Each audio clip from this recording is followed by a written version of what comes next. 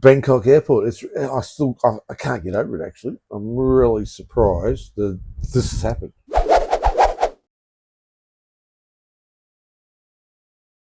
G'day, I'm sure as the title of this video suggested, my missus just got pinched at the border. Bangkok airport. I can't get over it. Actually, I'm really surprised that this has happened because. Okay, so a bit of background. I'm an Aussie. I have a retirement visa for the next, or I have a 12-month retirement visa for the next 6 months. I have a girlfriend here. She's not Thai. She's Filipino. She's lived here a bit longer than I have. This is really confusing. She is here on a education visa when I first met her. So she just had to go back to back to the Philippines for her brother's funeral. Obviously, her brother died, sudden thing. We did remember at least before she went to get a re-entry permit, which is part of the deal of having one of those visas, like a ED visa, retirement visa, is you got to have a re-entry permit. And it costs 1,000 baht to get this permit, and you let them know when you're leaving, when you're coming back, and your visa that you're on continues when you get back. The problem is this is at the discretion of the immigration officer at the airport or wherever you're coming into. Now, for whatever reason, this has just been flagged. Recently, there's been some talk on social media about ED visas, education visas being manipulated, where someone's coming in on that visa but doing other things, working or whatever they're doing. My missus wasn't. She was doing all the proper things, right? But anyway, doesn't matter. She's Filipino. They expect her to be doing bad things, I think. And it's really weird because she's not a kid. She's not a young girl. She's a mature 40-something-year-old. Sorry, honey. 40-something-year-old woman. She's travelled extensively. She's been around Southeast Asia. She's lived in Japan and Singapore and lots of other places, right? Cambodia of recent times. But she chose Thailand because she wanted to learn the language and use the education visa to get a long-term stay in Thailand. Now, she's done that successfully for the last 12 months.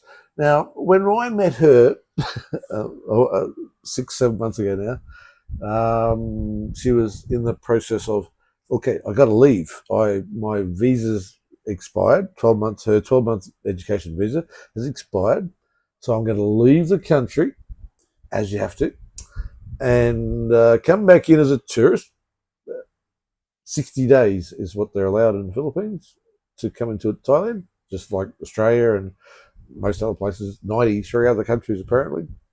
So she just did that, thinking that's fine, and she could extend that for another 30 days. So that's not. So we got 3 months, 90 days, 3 months that she's staying here for. Now, the school that she was with, the original one, said to her, "Hey, if you want to stay another year, we can give you another a visa, ED visa.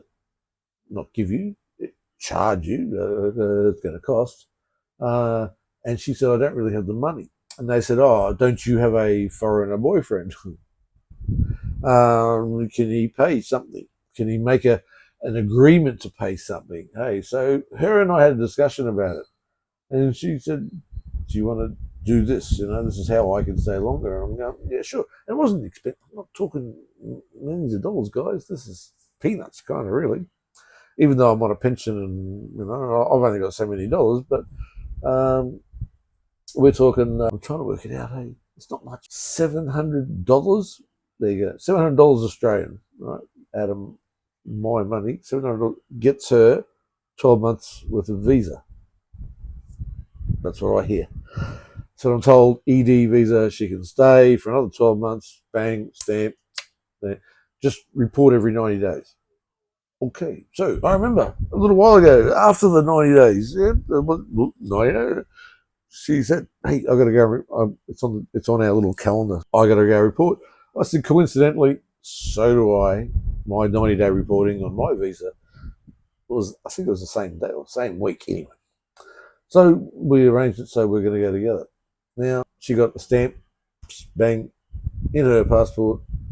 It's not even a stamp, it's a piece of paper that gets stapled in. Same as mine. I get a piece of paper that gets stapled in that says, hey, you can stay another 90 days. Well, no, actually, that's not the deal. The deal is I can stay a year, so can she, but every 90 days, you got to tell us where you are. What's your step? And like, honestly, I've got no problem with it. I think it's actually a very great idea.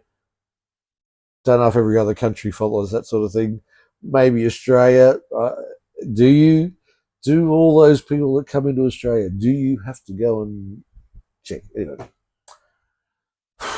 Go and keep it. Do you have to go and tell the government where you are? I don't. Anyway, sorry, I'm just taking. I've got a few notes here. I'm an amateur, but I've been watching YouTube videos, and they said, "Hey, make a few notes, make a few points." So okay, so this poor girl, she lost a house.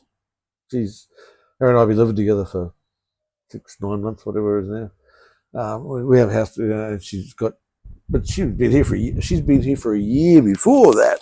So when I met her, she already had lots of stuff, lots of plates and cutlery and cooking stuff and clothes and linen and so many stuff you just collect when you're living in another country, right? So she had all that. Anyway, like I said, she went back to Philippines. The only reason she went back, because she doesn't really like going back home too much. She went back there because her brother passed away, but she only went back there for that, and not allowed back into the country that she calls home. Right? There's just a little warning. Hey, don't ever think it's your country. I've heard YouTubers, I've heard lots of things on here said, I live here. This is my home. Okay, now unless you have a Thai passport, or a permanent residency in Thailand, the immigration police, can take you and demand you leave their country immediately. She was so upset that she was escorted along the little well, you got to go from one gate to another. She was escorted with two of the policemen either side of her, armed policemen either side of her, to take her to the gate where they waited for her to get on the plane. She had to sit down on the plane, still with security watching her. Said, look, whatever we can buy, just buy. Get her out of there. Get the fuck out of Thailand. Because it looked nasty. It looked like they were going to give her a really hard time. It just didn't seem like they were happy with her situation. So I said, get out of there before you get in trouble. Just get the fuck out. The plan was to go to Cambodia because her sister lives there. They wouldn't let her do that. She had to go back to the Philippines. So okay, the ticket back in the Philippines. Wouldn't give a passport back to her until she arrived in the Philippines. Anyway, so like I said, no overstays ever. This is a long time travel. This is not a kid. She's in a 40. Sorry, 40. It's nothing wrong. Okay, so I mean we're going through a lot at the moment because she doesn't know. Well, she does. She's back home in the Philippines. She doesn't want to be there. It's not her. It is her home, but she doesn't want to be there. So hopefully we're going to Cambodia. She's going to go to Cambodia, providing she can get a visa and everything to Cambodia. I'll go and meet her in Cambodia. Everything should be fine. But hey, like I said, I'm only letting everyone know this is just one of those. I'm a nobody. Random video. This is what can happen. I thought, hey, like I said, we've got the life. We've been having a good time together, but shit happens. Hey, sure out. Scene one, Apple, take one.